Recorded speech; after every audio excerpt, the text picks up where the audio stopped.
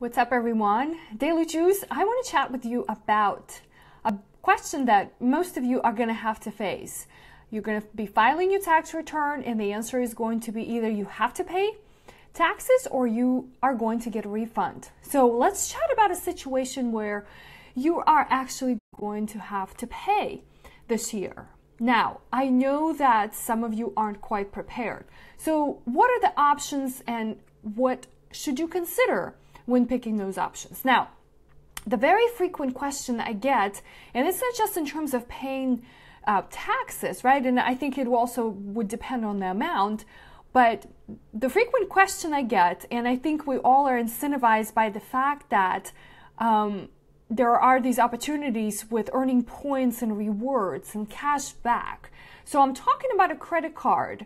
And the question is, can I pay my tax bill with a credit card?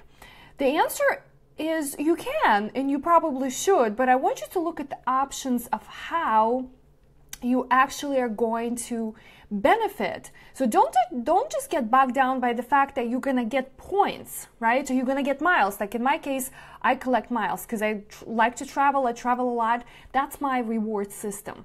Am I going to pay my tax bill with a credit card? It depends, because if you have option to apply for credit card that is 0% for some time, and it helps you buy the time. But again, you need to look at the fees that are associated with you using the credit card. So a lot of times it is 0% interest rate for 15 months, 18 months, but then you pay upfront a transfer fee. So is it worth it? And are you going to be strict enough? Are you going to be disciplined enough to pay this bill back on time? Because if that's the game you're playing, you need to have a very precise plan how that's going to work. Now, the other alternative that I want you to think about, right, is the fact that IRS actually gives something called an installment loan. So if you own federal taxes, I'm talking about federal taxes. If you own federal taxes, you can actually take an installment loan from the IRS for up to 72 months.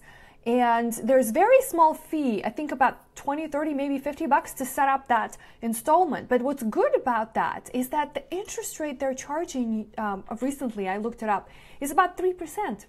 So looking at what other loans or credit cards or other ways, if you have to borrow, this is if you had money aside set it right in your savings or checking account, that's great. But if you didn't, this is an alternative. I like the idea of maybe perhaps extending a loan from the IRS. Now, the other good part of that, because it's an installment loan, it is not going to be reported on your credit report. So it does not affect your credit score. So if you're one of those people who are watching to make sure that your credit score doesn't go up as you accumulate more debt, temporarily debt, right? That's what I'm trying to say. That's one of those things that's not going to be reflected on your credit score. Now, I think the best advice that I can give you today, yes, deal with the situation, pay your taxes, but let's think about 2019, April 2019, when you're going to have to file tax return for 2018. So what steps can you take right now? The reason that you owe taxes is because you didn't pay enough. I didn't have to tell you that. I know you know that, but I need to remind you that. So perhaps you can adjust your withholdings. Perhaps you can make estimated tax payments on a quarterly basis so that when April 15 comes next year, you're not stuck, right, with a huge tax bill. I hope this was helpful. My name is Anna, and thanks for tuning in into my Daily Juice.